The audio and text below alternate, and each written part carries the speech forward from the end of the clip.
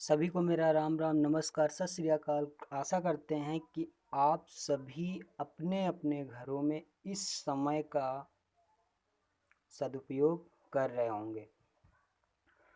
तो आइए pedagogy of mathematics के अंतर्गत निदानात्मक परीक्षण डायग्नोस्टिक टेस्ट क्या है, कैसे करते हैं और किस प्रकार मदद करता है बच्चों की, तो इन सभी प्रत्ययों को समझने का प्रयास करते हैं। तो आइए स्टार्ट करते हैं।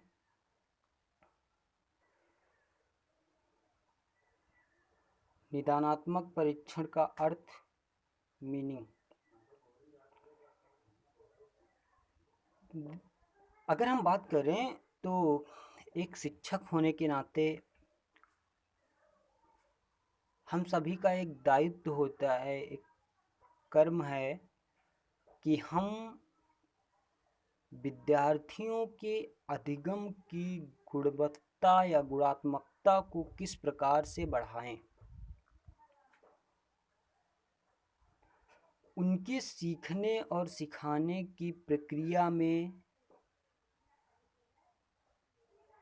क्या कमियां हैं, किस वजह से उनको समस्याएं हो रही हैं, उनको पहचाने,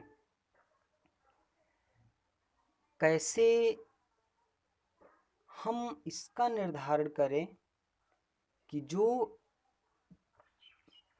कक्षा में, विद्यालय में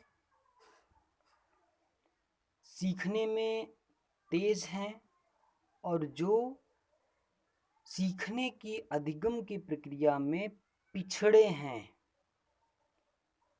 या लर्निंग डिसेबल्ड हैं, तो उनको पहचान करके, उस वर्ग को पहचान करके उसको पहचान करके उस कमी विशेष को दूर करना ही डायग्नोस्टिक है। डायग्नोस्टिक मेन रूप से उस कमी को पहचानने से है।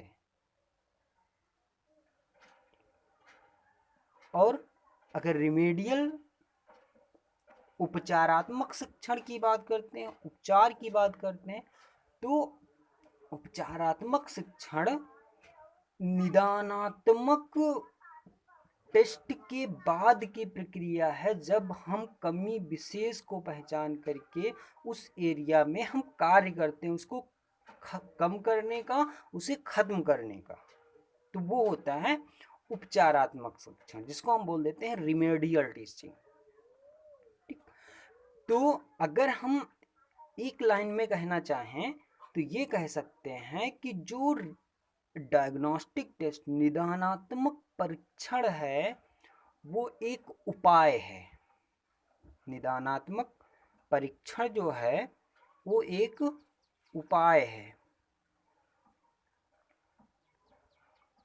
निदानात्मक परीक्षण जो है वो एक उपाय है, जबकि जो हम बात करते हैं कि रिमेडियल टीचिंग एक नुस्खा है।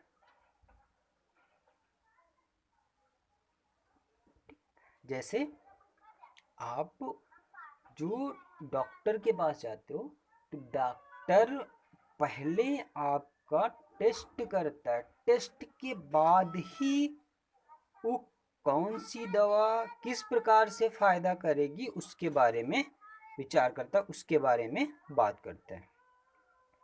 तो निदानात्मक जो परीक्षण है वो क्या करता है? निदानात्मक परीक्षण बालकों के शिक्षा संबंधी जो कठिनाइयां हैं उनको जानने के लिए हम निदानात्मक परीक्षण करते हैं। एक टीचर उन कमियों को, जो कमियां हैं उनके सीखने संबंधी, जो अधिगम संबंधी जो समस्याएं हैं, अधिगम में रुकावट उत्पन्न करने वाली जो समस्याएं हैं उनको पहचानना। और ये जो परीक्षण होता है, ये जो प्रयोग होता है, यहाँ किसी विशिष्ट, मतलब जो स्पेशल जिसको बोल देते हैं, स्पेसिफिक जो ऑब्जेक्टिव होता है और स्पेसिफिक सब्जेक्ट होता है, उस वस्तु के जो लर्निंग एक्सपीरियंस होते हैं कि गेन नॉलेज की जो विशिष्टता होती है या उसकी जो लोनेस होती है, कमी होती है, का मूल्यांकन करते हैं। ठीक, अधिगम संबंधी अनुभवों में जो ज्ञान अर्जित करने की विशिष्ट प्रक्रिया है का मूल्यांकन करता है क्या? निदानात्मक टेक्स्ट।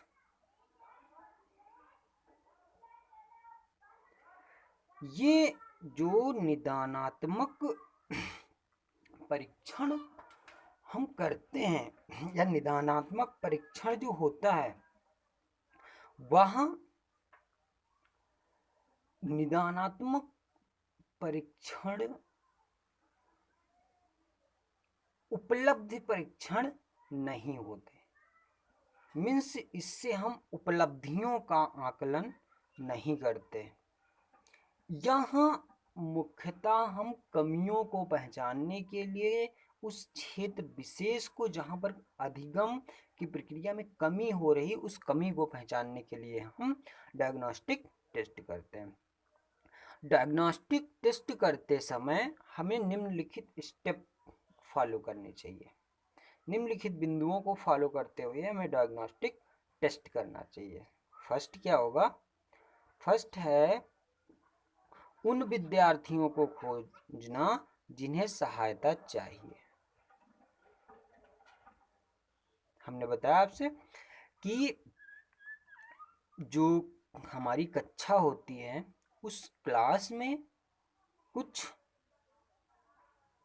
अति श्रेष्ठ अंक प्राप्त करने वाले विद्यार्थी होते हैं, कुछ सामान्य अंक अर्जित करने वाले विद्यार्थी होते हैं, और कुछ जो होते हैं वो औसत से कम, उनका जो परिणाम होता है, परीक्षा परिणाम होता है, वो औसत से या उनकी जो हम वहाँ पर एक्सपेक्ट कर रहे हैं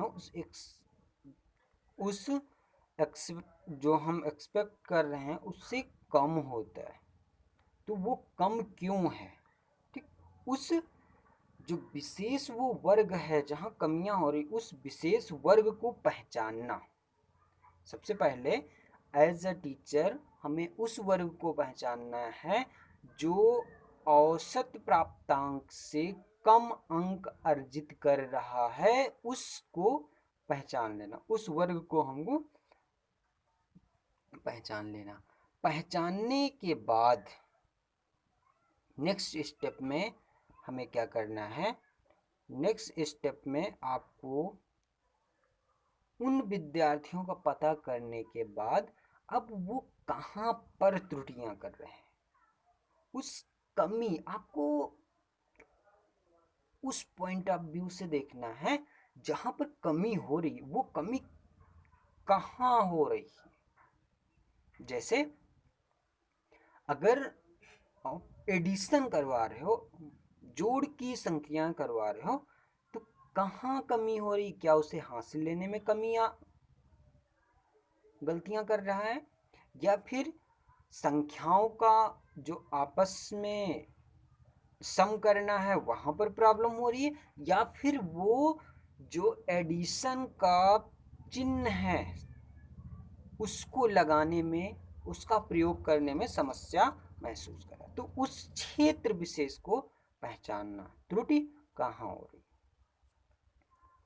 थर्ड स्टेप में जब आप विद्यार्थी की पहचान करेंगे, विद्यार्थी की पहचान करने के बाद अगर मोटे मोटे शब्दों में कहें तो हम वो पहचान करेंगे कि उसको गणित में समस्या हो रही, विज्ञान में समस्या हो रही या हिंदी में समस्या हो रही। ठीक, तो अगर गणित में समस्या हो रही तो गणित में पूरे चैप्टर सारे नहीं होंगे ऐसे जहां पर समस्या हो रही। अब उसे जोड़ करने में समस्या हो रही है, घटाव करने में समस्या हो रही है या गुणा करने में समस्या हो रही है, उसको पहचाना। जब जोड़ घटाव गुणा की प्रक्रिया समझ जाएगा तो उस जोड़ घटाव की प्रक्रिया में भी हो सकता है कि वो कुछ स्टेप कर लेता हो। ठीक, जो सिंपल क्वेश्चन है उनको कर लेता हो, लेकिन जिसमें हमें हासिल लेना है उनको ना कर पाता हो। तो उस मेन त्रुटि को पहचानना है। जब त्रुटि को आप पहचान लेंगे फिर आपको देखना है त्रुटि हो क्यों रही है, वो कमी का कारण क्या है। क्या बच्चे का अधिगम उस तरह से नहीं रहा, या विद्यार्थी उस विशेष दिन एब्सेंट रहा जब वो टॉपिक पढ़ाया गया, या विद्यार्थी का जो मानसिक स्तर है वो औसत से कम है, या टीचर ने जब पढ़ाया तो बोर्ड पर लिखते समय उसने ही गलती की जिसका अनुकरण बालक कर रहा है, या चीजें उसी तरह विद्यार्थी कर रहा था, टीचर ने मूल्यांकन की प्रक्रिया के दौरान उस कमी को ध्यान नहीं दिया जिसकी वजह से वो पिछली कक्षाओं से लेके आया। तो इन त्रुटियों को पहचानना है। तो इस प्रकार से 3 स्टेप फॉलो करने हैं। उन विद्यार्थियों को खोजना है जिन्हें सहायता चाहिए, कौन, कहाँ, क्यों। मतलब कौन जिसको सहायता की जरूरत है, कहाँ कमी हो रही है उसकी पहचान होनी है, और के बाद त्रुटि अगर कमी हो रही तो वो क्यों हो रही है, कौन, कहाँ, क्यों। 3 क्वेश्चन आपको स्वयं से करने हैं। आपका नैदानिक जो डायग्नोस्टिक टेस्ट है हो जाएगा। जब आप पहचान लेंगे कि कौन से विद्यार्थी हैं, त्रुटियां कहाँ हो रही, त्रुटि क्यों हो रही है, के बाद जैसा कि हमने पहले ही आपसे कहा था कि जो डायग्नोस्टिक टेस्ट निदानात्मक परीक्षण होते हैं वो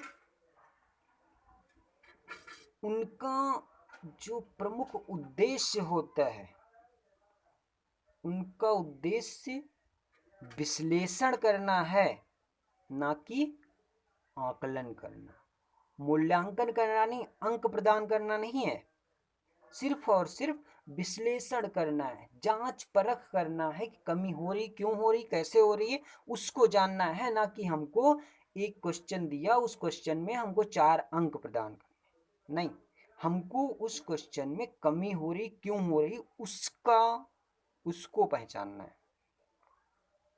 ये जो निदानात्मक परीक्षण होते हैं एक क्वालिटेटिव होते हैं, मीन्स गुणात्मक होते हैं, गुणों पर आधारित होते हैं, मात्रा पर आधारित नहीं होते। क्वांटिटी जो होती है क्वांटिटी पर आधारित नहीं होते, ओनली क्वालिटी की बात करते हैं।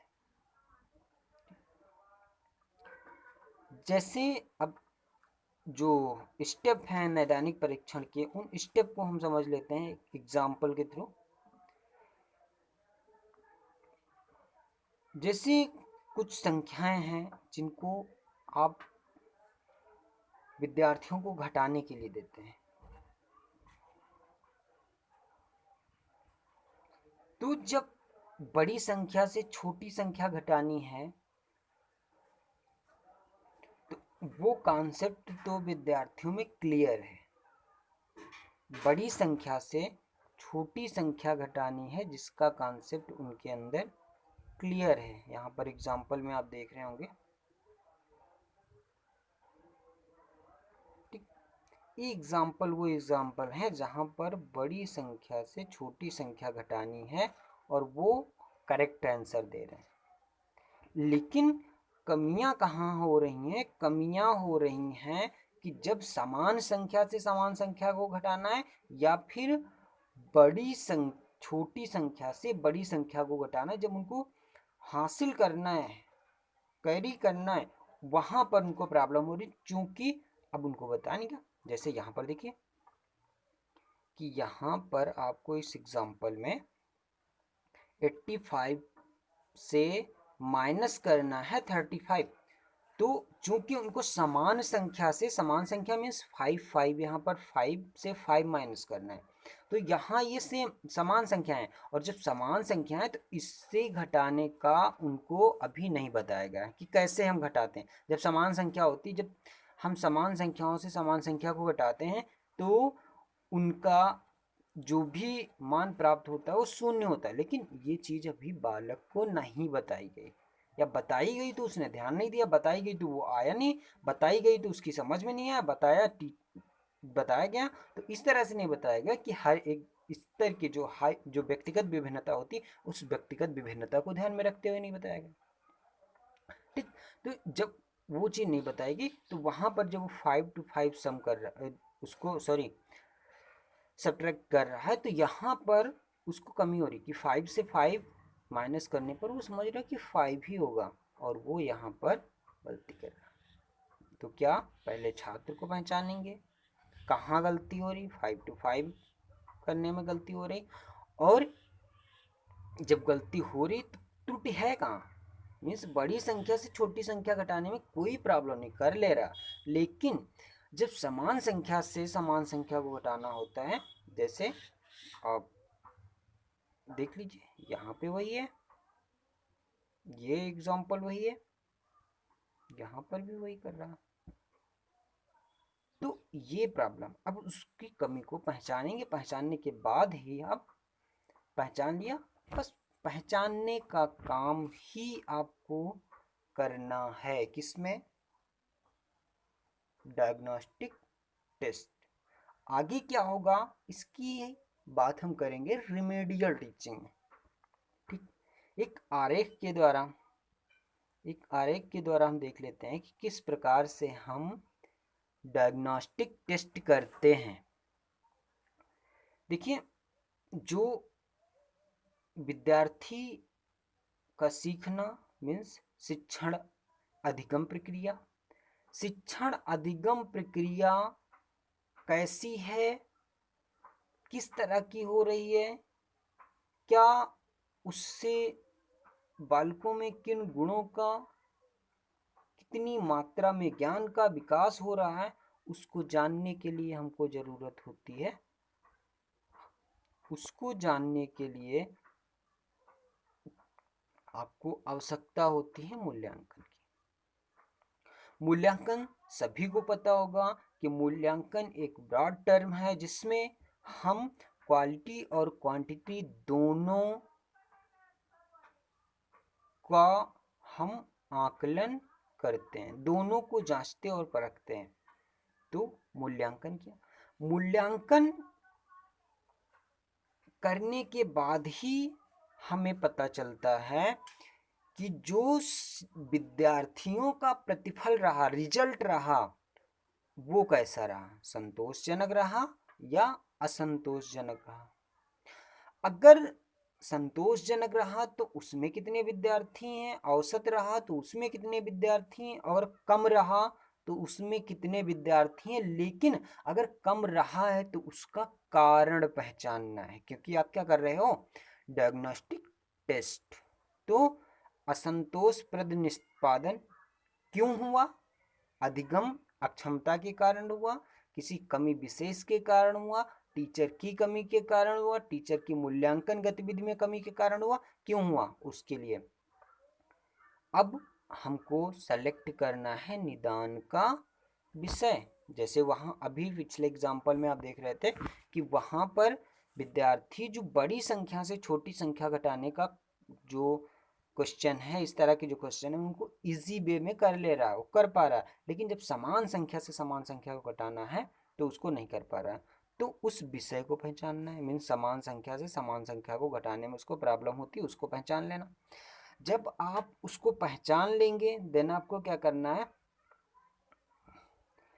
इसके लिए आपको प्रयोग करने होंगे पूर्व में लिए गए टेस्ट, पूर्व में सिखाए गए ज्ञान, पूर्व में की गई कमियों, उन कमियों सबके आंकड़ों को एकत्र करना और उन आंकड़ों को प्रयोग करना है।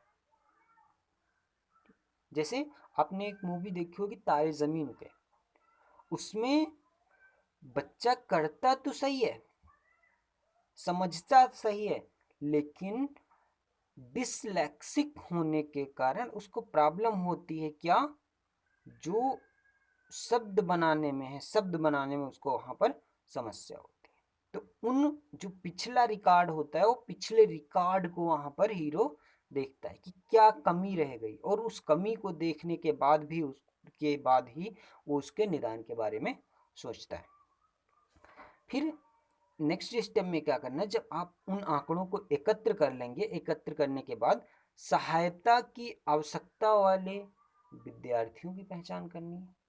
भाई एक क्लास में सभी विद्यार्थी ऐसे नहीं होंगे जिनका जो कार्य होगा वो औसत से कम हो, एक विशेष वर्ग ही होगा जिसका काम औसत से कम होगा, तो उनकी पहचान करना है। औसत से कम निष्पत जो निष्पादन करने वाले विद्यार्थी हैं उनकी पहचान करना। जब आप उनकी पहचान कर लेंगे, जो विद्यार्थी औसत से कम अंक प्राप्त किए हैं, उनकी पहचान करने के बाद अब क्या करना है, आपको उनके क्षेत्र का पता लगाना है। भाई नेक्स्ट स्टेप में क्षेत्र का पता लगाना है कि क्या कमी हो रही। भाई कोई क्वेश्चन अगर करते हैं आप, तो क्वेश्चन का सारा पार्ट ऐसा नहीं होता कि आपको नहीं आता, लेकिन कुछ ऐसा पार्ट होता है जहां पर प्रॉब्लम होती है, उसकी वजह से क्वेश्चन गलत होते हैं। तो उस कठिनाई के क्षेत्र का पता लगाना है। जब कठिनाई के क्षेत्र का पता चल जाएगा तो उस कठिनाई का क्षेत्र हुआ ही क्यों, उन कारणों का पता लगाना है कि जिसकी वजह से कमी हुई। हो सकता है टीचर ने ही प्लस के निशान को गलत बनाया हो सकता है टीचर ने ही उस कॉन्सेप्ट को क्लियर ना समझाया हो सकता है विद्यार्थी उस दिन ना आया हो सकता है कि विद्यार्थी आया भी हो, टीचर ने समझाया हो, लेकिन वो मेंटल प्रिपेयर ना हो, कोई समस्या लेकर वो अपने साथ ही वहां आयो। तो उन कारणों या घटकों का पता लगाना जिसकी वजह से उसका अधिगम प्रभावित हो रहा है। जब आप इतना कर लेंगे, ये सारी प्रोसेस आपकी होगी डायग्नोस्टिक टेस्ट की। डायग्नोस्टिक टेस्ट जब हम पता चल जाएगा, आप डॉक्टर के पास गए, डॉक्टर ने आपकी जांच कराई, एक्सरे कराया, के बाद में पता चला कि आपकी किस हड्डी में क्या प्रॉब्लम है, के बाद में वो क्या करता है, ट्रीटमेंट।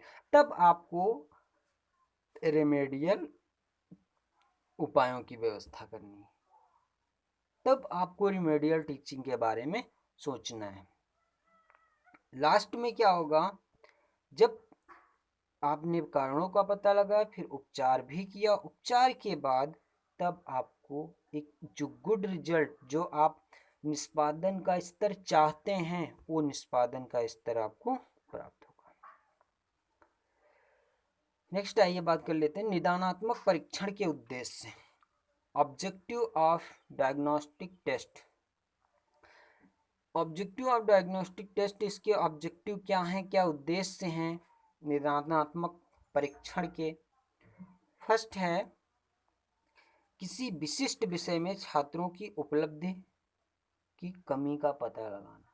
जैसे कि हमने आपसे कहा था कि विज्ञान, हिंदी, गणित, इंग्लिश, उर्दू, एसएसटी, इनमें से कौन सी ऐसी विषय है जहां पर उसकी जो उपलब्धि का स्तर है उसमें कमी आ रही है, उसको पता करना है। नेक्स्ट है छात्रों की विषयगत कमजोरी के कारणों का पता लगाना। क्या विद्यार्थी अगर गणित में कमजोर है, वो उसमें इंटरेस्ट नहीं ले रहा, गणित में कमजोर है, टीचर का नॉलेज अच्छा नहीं है, गणित में कमजोर है, उसको माहौल नहीं मिल पा रहा है, गणित में कमजोर है क्योंकि वो सीखने और सिखाने की प्रक्रिया में रुचि नहीं ले रहा, उसकी जो उपस्थिति है, उपस्थिति कंटिन्यू नहीं हो पा रही, जिसकी वजह से हो रहा, तो उनके कारणों का पता करना है। नेक्स्ट क्या है, जो अध्ययन और अध्यापन की प्रक्रिया है, टीचिंग और लर्निंग की जो प्रोसेस है में सुधार लाना, उस प्रक्रिया में सुधार करना, जो मतलब एक साम्य होता है, एक क्या बोलते हैं, उचित इन्वायरमेंट, उचित कंडीशन, उन परिस्थितियों को पहचानना या वो परिस्थितियां उत्पन्न करना, और उन परिस्थितियों में जो विषम परिस्थितियां उत्पन्न हो रही हैं, उन विषम परिस्थितियों को हटाने का प्रयास करना भी किसका, डायग्नोस्टिक टेस्ट का एक उद्देश्य है। नेक्स्ट है किसी विशिष्ट विषय में पिछड़े हुए बालकों को पहचानना के बाद उनके सुधार हेतु निदान करना। जो विशिष्ट एरिया आपने चुना है उसको देखना के बाद उनके सुधार हेतु आपको निदान करने का प्रयास करना है। नेक्स्ट है भाषा तथा अन्य विषयों में प्राप्त कमियों के आधार पर मूल्यांकन प्रक्रिया को प्रभावोत्पादन बनाना। जो भाषा के कारण मीन्स क्या होता है, कभी कभी ऐसा होता है कि हम हिंदी तो अच्छी सीख लेते हैं लेकिन इंग्लिश में प्रॉब्लम, तो भाषा तथा अन्य विषयों में प्राप्त कमियों के आधार पर मूल्यांकन प्रक्रिया को प्रभावोत्पादक बनाना, कि भाषा के कारण वो प्रभावित ना हो, उसका उत्पादन जो औसत प्राप्तांक है वो प्रभावित ना हो के बारे में सोचना, उस पर विचार करना। नेक्स्ट उद्देश्य है जो परिस्थितियां विषम परिस्थितियां हैं, उन विषम परिस्थितियों कठिनाइयों के निवारण और परिस्थितियों में सुधार लाना। कभी कभी क्लास का एनवायरनमेंट नहीं होता, विद्यालय का एनवायरनमेंट नहीं होता, विद्यालय और क्लास का एनवायरनमेंट होता है, तो सोसाइटी का एनवायरनमेंट नहीं होता, तो वहाँ पर जितना भी संभव हो तो उसमें सुधार लाने की कोशिश करना। नेक्स्ट जो उद्देश्य है विषय संबंधी निदान हेतु विषय को छात्रों की रुचि एवं क्षमता अनुसार बनाना। कभी कभी ये हो जाता है कि जो इंडिविजुअल डिफरेंसेस होते हैं, व्यक्तिगत विभिन्नता होती है, उस व्यक्तिगत विभिन्नता के कारण किसी को विज्ञान अच्छा लगता है, किसी को गणित अच्छा लगता है, किसी को हिंदी पढ़ना अच्छा लगता है, किसी को इंग्लिश पढ़ना अच्छा लगता है और किसी को एसएसटी पढ़ना अच्छा लगता है। तो वो जो विषय संबंधी छात्रों के अंदर रुचि है, उस रुचि और क्षमता को पहचानना और उसको और डेवलप करना, उसको और इंक्रीज करने का प्रयास करना। नेक्स्ट है छात्रों के सर्वांगीण विकास में सहायता प्रदान करना, उनका चहुमुखी विकास हो सके उसमें सहायता प्रदान करना भी निदानात्मक परीक्षण का उद्देश्य है। नेक्स्ट है कम समय में विषय वस्तु को समझना, ये भी निदानात्मक परीक्षण का उद्देश्य है कि जो विषय वस्तु है जहाँ पर कमियां की जा रही है, जिसमें कमी हो रही है, अधिगम प्रभावित हो रहा है, उस विषय वस्तु को समझना भी डायग्नोस्टिक टेस्ट का उद्देश्य है। नेक्स्ट हम बात कर लेते हैं कि जो निदानात्मक परीक्षण होते हैं, निदानात्मक परीक्षण कितने टाइप्स के होते हैं, इनके प्रकार। निदानात्मक परीक्षण मीन्स परीक्षा की दृष्टि से प्रश्न पत्र तैयार करना किस प्रकार से तैयार किए जाते हैं के बारे में हम बात करें तो उसमें दो प्रकार के डायग्नोस्टिक टेस्ट होते हैं। एक तो अध्यापक निर्मित या मानकीकृत, अध्यापक निर्मित और दूसरे मानकीकृत, जिनको स्टैंडर्ड टेस्ट बोल देते हैं। अध्यापक निर्मित जैसे आपको पढ़ाया गया, क्लास में टेस्ट लिया गया, इस तरह के टेस्ट। आपको पढ़ाया गया, एक टॉपिक पढ़ाया गया या एक यूनिट पढ़ाया गया या एक विशेष टॉपिक को पढ़ाएगा और इसके बाद टीचर ने उसका टेस्ट लिया कि कितना बालकों ने सीखा और इसमें क्या कमियां हो रही हैं उनको जानने के लिए। तो एक अध्यापक निर्मित, दूसरे मानकीकृत। मानकीकृत मीन्स जो कमिटी गठित की जाती है और कमिटी उसका एक स्टैंडर्ड होता है, ठीक, जिनको तैयार किया जाता है और उनको नियमों और सिद्धांतों के द्वारा उनको सिद्ध किया जाता है, ठीक। तो वो होते हैं मानकीकृत। तो अध्यापक निर्मित मीन्स वह जो विषय से संबंधित होते हैं, जो पढ़ाया गया उसका टेस्ट लेता है। मानकीकृत जो वैज्ञानिक विद्वानों या दार्शनिकों के द्वारा तैयार किए जाते हैं और वो नियमों और सिद्धांतों के रूप में उनको प्रूव भी किया जाता है। जैसे आपका ये मानकीकृत ही टेस्ट है, बीपी शर्मा ने कक्षा 5 के लिए भाषा कौशल में 6 निदानात्मक परीक्षणों का निर्माण और उनका मानकीकरण किया, ठीक। मीन्स भाषा कौशल कैसा हो, किस प्रकार से उसका सीखना सिखाना हो, उसको जानने के लिए किया गया। नेक्स्ट मानकीकृत परीक्षण ये प्रेषिका वाचन का निदानात्मक परीक्षण की किस प्रकार से कक्षा 3 से 9 तक के शब्द भंडार की परीक्षा में शब्द धारणाई की 10,000 सामान्य शब्दों की सूची के लिए किया गया। मतलब किस प्रकार से वो सीखते हैं, किस प्रकार से उनकी जो वोकैबुलरी होती है उसका निर्माण होता है, बढ़ती है, उसके बारे में, ठीक। नेक्स्ट जो मेन टॉपिक है वो हम बात कर देते हैं आपकी remedial teaching.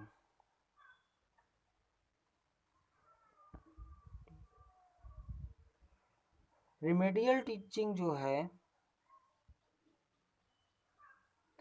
Remedial teaching means उपचारात्मक शिक्षण। जैसा कि हमने पहले ही आपको से कहा था कि निदानात्मक जो टेस्ट है वह उपाय है, रेमेडियल टीचिंग क्या है, उसका नुस्खा। तो रेमेडियल टीचिंग की अगर बात करें तो रेमेडियल टीचिंग निदानात्मक शिक्षण के बाद की प्रक्रिया है, जब हम निदानात्मक शिक्षण के द्वारा उनके कारणों का पता लगा लेते हैं, ठीक। नेक्स्ट देखिएगा, योकन या सिम्पसन के अनुसार उपचारात्मक शिक्षण की जो परिभाषा दी गई है, योकन या सिम्पसन के अनुसार उपचारात्मक शिक्षण में एक विधि को खोजने का प्रयास करता है जो छात्र को अपनी कुशलता या विचार की त्रुटियों को दूर करने में सफलता पाती है। जब आप कारण पता कर लेते हैं तो उन कारणों को पता करने के बाद यहाँ पर कहा जा रहा है कि हम ये सोचते हैं कि किस विधि, किस नियम या किस स्ट्रेटजी के द्वारा हम इस कमी को, इन त्रुटियों को जो इरेज हो रही हैं उनको किस प्रकार से हम कम कर सकते हैं। नेक्स्ट डिफिनीशन जो है प्लेयर जॉन व सिम्पसन के अनुसार, प्लेयर जॉन व सिम्पसन, उपचारात्मक शिक्षण वास्तव में उत्तम शिक्षण है जो छात्रों को अपनी वास्तविक स्थिति का ज्ञान प्रदान करता है और जो प्रेरित क्रियाओं द्वारा उसको अपनी कमजोरियों के क्षेत्रों में अधिक योग्यता की दिशा में अग्रसर करता है।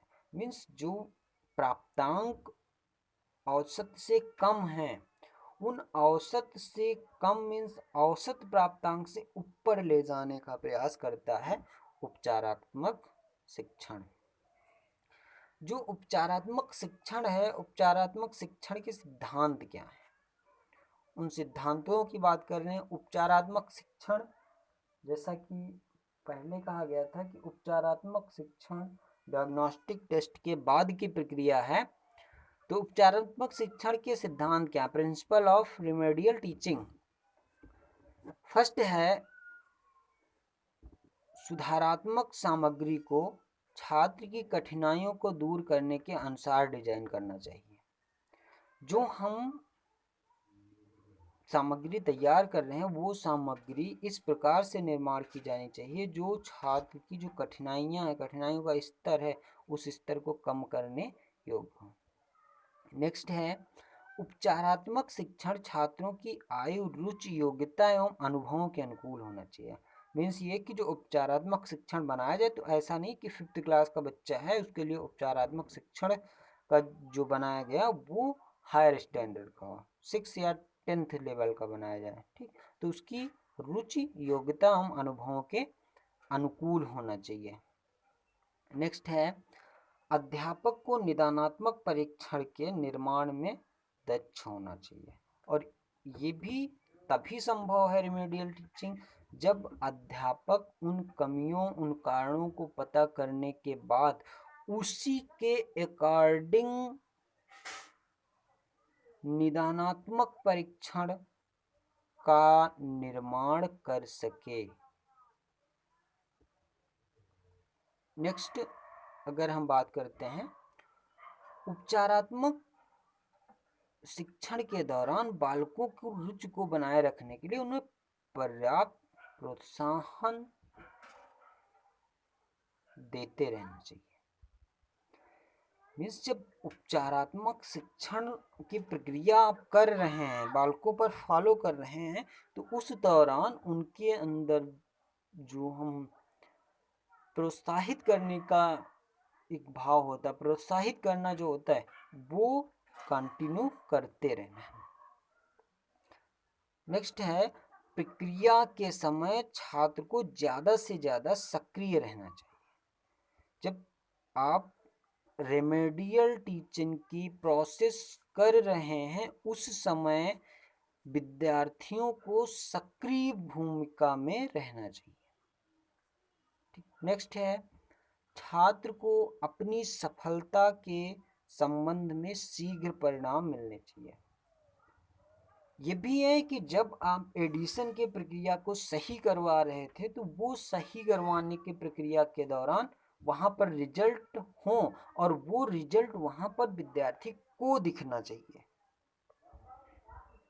नेक्स्ट हम बात करेंगे बालकों के लिए उपचारात्मक शिक्षण की जो प्रोसेस होती है वो कैसे, किस प्रकार से हम रिमेडियल टीचिंग देंगे, देते समय किन बातों का ध्यान रखना चाहिए, ये चीज़। फर्स्ट ये कि गणित में जो कमज़ोर छात्र हैं उनको आगे बिठाएं। आगे बिठाने से क्या होगा कि टीचर्स और विद्यार्थी एक दूसरे से संपर्क में रहेंगे। साथ में क्या होता है कि टीचर्स उन विद्यार्थियों की जो राइटिंग कर रहे हैं उस पर उसका ध्यान रहता है। वरना अगर वो पीछे होंगे तो पीछे टीचर बोर्ड पे वर्क कर रहा है और पीछे देखने के लिए आने जाने की जो प्रक्रिया होती है वो कंटिन्यू नहीं हो पाती। लेकिन जो फर्स्ट सीट पर बैठे बच्चे होते हैं वहाँ पर लगभग टीचर का, उनकी राइटिंग स्किल्स जो होती है, उनका जो बिहेवियर होता है, कंसंट्रेशन होता है, उसको करने में या उसको करवाने में टीचर सक्रिय भूमिका में रहता है। नेक्स्ट है, कक्षा में उदाहरणों का चरण, विषय वस्तु एवं कठिनाई के स्तर को ध्यान में रख कर दिया जाना चाहिए। ये होता है कि कभी कभी जब हम टीचिंग करते हैं तो टीचिंग के दौरान आपको सदैव कंटेंट में वही एग्जाम्पल, ये वही उदाहरण नहीं देने चाहिए जो बुक्स में दे रखे हैं। आपको एग्जाम्पल, उदाहरण जो उसका कंटेंट है उस कंटेंट से संबंधित एग्जाम्पल, उनका जो जिस लोकल इन्वायरमेंट में वो रह रहे हैं, जहाँ पर उस तरह के एग्जाम्पल वो देख रहे हैं, वो एग्जाम्पल विद्यार्थियों के सामने प्रस्तुत किए जाएं तो वो ज़्यादा अच्छी तरह से चीज़ों को समझ पाते हैं। जैसे अगर एक जो सिटी का विद्यार्थी है, सिटी की क्लासेस हैं, अगर वहाँ आप एग्रीकल्चर से संबंधित हल, खाद, मिट्टी, बीज की बात करते हो, फसलों की बात करते हो छोटे बच्चों के साथ, तो वो उतना अच्छा उसको नहीं समझ पाते, क्योंकि उनके बारे में उनको अभी प्रत्यक्ष अनुभव जो है वो नहीं हुआ। जबकि उसके विपरीत अगर ग्रामीण अंचल के विद्यालय हैं, वहाँ के जो विद्यार्थी हैं, अगर वहाँ पर टीचर कंप्यूटर, लैपटॉप, फ़ोन, इन चीज़ों की बात करता है जिसको विद्यार्थी ने अभी नहीं देखा है, तो वो एग्जाम्पल अगर टीचर्स देता है तो उनके लिए समस्या करना ये चाहिए कि जो शहर के बालक हैं उनके लिए कंप्यूटर, लैपटॉप, जो वहाँ की लोकल सामग्री है उसको उस कंटेंट से ऐड करते हुए बताएं, जबकि जो ग्रामीण अंचल के हैं उनको उस सामग्री से संबंधित कंटेंट को बताएं। नेक्स्ट है, छात्रों को कक्षा में तर्क तथा सोचने के अवसर देने चाहिए। आधुनिक शिक्षा पद्धति का सबसे बड़ा और मैं तो ये कहूँगा कि सबसे कुसमायोजित संदर्भ ये है कि विद्यार्थियों को, इवन प्राइमरी की मैं बात नहीं कर रहा हूँ, हायर की बात की जाती है, जहाँ पर सिर्फ और सिर्फ नोट्स की बात की जाती है कि आप किसी तरह से विद्यार्थियों को नोट्स प्रोवाइड करवा दीजिए, वो स्वयं से पढ़ लेंगे। फिर वही होती है कि रट लेते हैं और रटने के बाद जो कंसेप्ट होता है, जो प्रत्यय होता है, वो प्रत्यय वो रियल लाइफ में जब समस्याएं, कठिनाइयां आती हैं तो प्रयोग नहीं कर पाते। रीजन, क्योंकि उन्होंने रटा है, उसको समझा नहीं है कि क्या करना है, कैसे करना, उस चीज के बारे में, उससे वो कोसों दूर होते हैं, तो समस्याएं होती है ये। तो हम कंटेंट बताएं, लेकिन वहाँ पर उनको अवसर देने चाहिए। सदैव टीचर्स को जो बोलते हैं ना कि अपना ज्ञान विद्यार्थियों पर थोपना नहीं चाहिए कि जो भी कुछ हम कह रहे हैं वही सही है, आप जो कह रहे हैं वो गलत है। अगर वो अलग से एग्जाम्पल बोल देते हैं, उस कंटेंट से संबंधित भी है, लेकिन फिर भी टीचर्स मना कर देते, तो ये जो प्रत्यय है, ये जो कंटेंट है वो गलत है। पढ़ाने का जो ये तरीका है ये गलत है, ये नहीं होना चाहिए, अवसर मिलना चाहिए। नेक्स्ट है, प्रत्येक छात्र के 200, यहाँ लिखा है 200 नहीं होगा, 200 जो दोष होते हैं, कमियां एवं त्रुटियों को व्यक्तिगत रूप से अध्ययन करके उसे दूर करने के उपाय बताने चाहिए। जो कमियां हो रही हैं उनको, छात्रों की जो व्यक्तिगत समस्याएं हैं उन समस्याओं को देखना, समझना के बाद उनको दूर करने का प्रयास करना चाहिए। अध्यापक को चाहिए, नेक्स्ट है, अध्यापक को चाहिए कि विद्यार्थियों के छोटे छोटे ग्रुप्स बनाए और के बाद उनकी आवश्यकता अनुसार शिक्षा प्रदान करनी चाहिए। ये नहीं कि प्रत्येक विद्यार्थी जिस मेथड या मोड से हम पढ़ा रहे हैं उससे हर किसी को फायदा हो रहा है, बल्कि हमें इस रूप में पढ़ाना चाहिए कि उनके ग्रुप्स डिसाइड कर लेने चाहिए, विद्यार्थियों को डिसाइड कर लेना चाहिए, उन विद्यार्थियों माइंड मेकअप बना लेना चाहिए कि मेरी क्लास में इस प्रकार के विद्यार्थी हैं और इसको अधिक नॉलेज, अधिक ध्यान देने की आवश्यकता है, जबकि इन विद्यार्थियों को अधिक नॉलेज और अधिक ध्यान देने की आवश्यकता नहीं है। वो एक बार बताने से सीख जाएगा, वो 2 बार बताने से सीख जाएगा, उसको किसी दूसरे की मदद की आवश्यकता है। तो ये पहचान होनी चाहिए। नेक्स्ट है, छात्रों को क्रियाशील रहने के लिए प्रश्नोत्तर विधि का प्रयोग करना चाहिए। देखिए, क्लास तब नीरस हो जाती है जब सिर्फ और सिर्फ हम लेक्चर से पढ़ाते हैं कि हम तो अपना ज्ञान, हम अपनी चीज़ें विद्यार्थियों को बताते हैं, लेकिन वो यही होता है कि मूक श्रोता होने के कारण जब ऑनलाइन क्लास चलती, मन होता है तो पढ़ते हैं, नहीं मन होता है तो नहीं पढ़ते हैं। ठीक, तो फिर वो क्लास जो होती है वो ऑनलाइन क्लास ही हो जाती है, डाटा ऑन, बच्चा ऑफ। तो ये सिस्टम गलत होता है। हम जब चीज़ों को पढ़ा रहे हैं तो वहाँ पर क्रॉस क्वेश्चंस होने चाहिए, जिससे प्रत्येक विद्यार्थी सक्रिय बना रहे, आप पर ध्यान देता रहे। जो आपके क्लास के कमज़ोर विद्यार्थी, औसत से कम प्राप्तांक वाले हैं, औसत से कम निष्पादन वाले हैं, उनको क्लास के बाद उनकी आवश्यकता, उनकी जो नीड्स है, उन नीड्स को समझते हुए उनको हमको गाइडेंस को देना चाहिए, ठीक, और उसमें उनकी मदद करनी चाहिए।